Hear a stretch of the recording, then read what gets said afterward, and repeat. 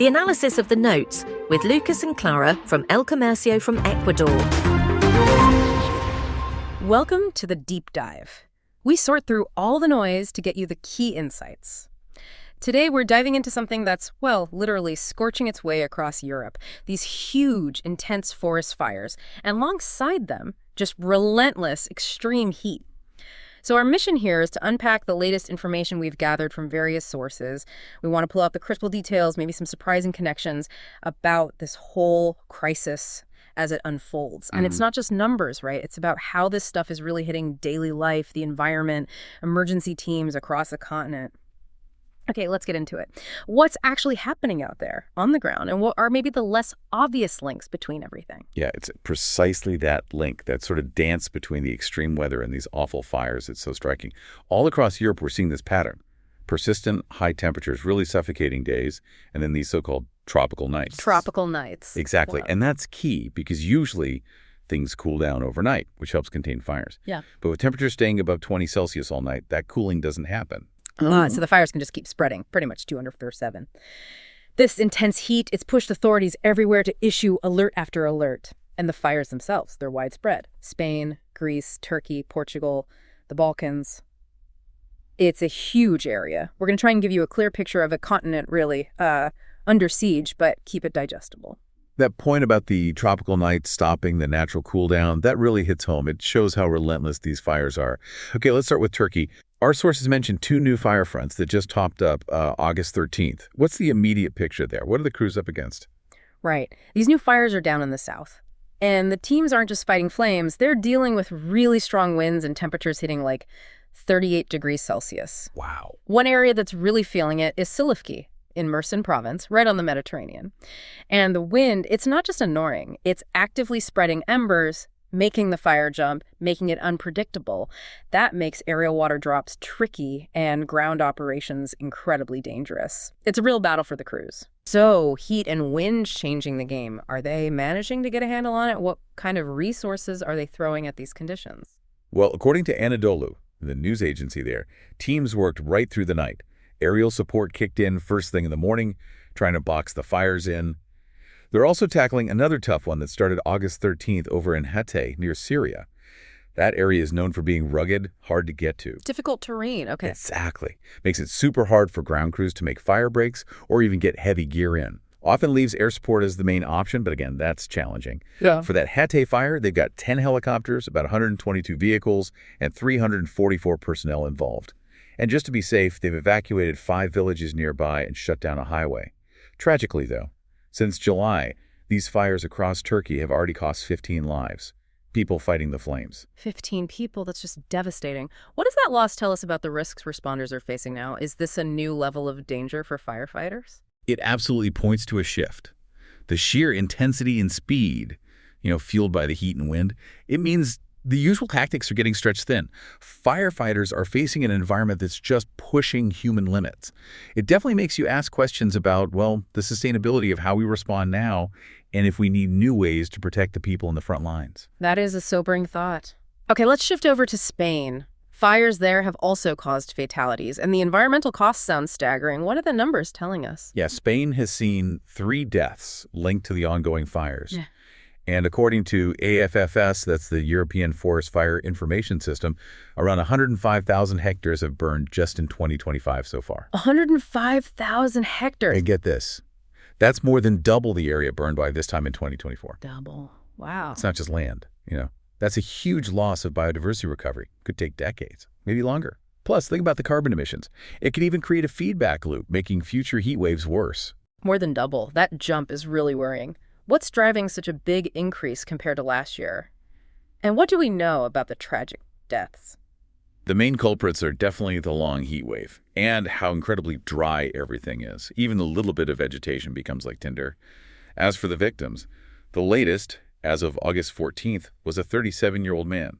He suffered burns over 85% of his body fighting a fire up near Leon. Before that, a 50-year-old worker died near Madrid at an equestrian center. He had 98% burns, apparently trying to rescue horses. Oh, terrible. And another man, 35, got trapped in a fire in Castilla y León while he was just clearing brush on his own property.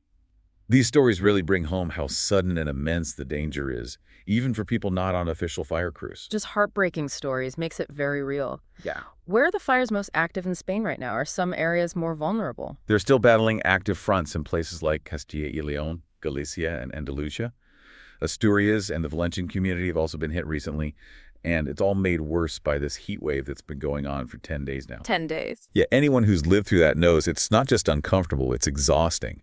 It really affects how well firefighters can work, especially around the clock. It pushes everyone and everything to the limit. The total fire count in Spain for the year is up to 201 now. The conditions sound incredibly tough.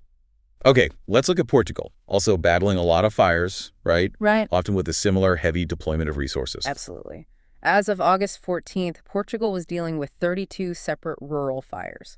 They've got over 2,800 personnel, 900 vehicles, and 20 aircraft involved. And this is on a day where more than half the country is under a high temperature warning. Huge mobilization. Yeah, the National Authority for Emergency and Civil Protection flagged 7 significant incidents across different districts: Viseu, Coimbra, Villarreal, Garda. Just for those 7, they have nearly 2,500 firefighters, 800 vehicles, and 19 aerial units working. It's a massive, coordinated effort. That's an impressive response. But with so many fires spread out, are there signs that even these resources are stretched or facing unexpected issues? Is there one fire in Portugal causing particular concern? Definitely. The biggest worry right now seems to be in Arganel, in the Coimbra district. That one's been burning since August 13th. They have 919 personnel, almost 300 ground vehicles, and 7 aircraft just on that one fire. And it raises an interesting point, actually. Is it harder in some ways to manage lots of smaller, scattered fires like Portugal's 32 compared to one huge blaze? Strategically, it's different. That's a really good question. Resource allocation must be complex. For sure. And adding to the pressure, the Portuguese Institute for Sea and Atmosphere put 10 of the 18 districts on orange alert for heat, many bordering Spain, which again shows how linked this all is regionally.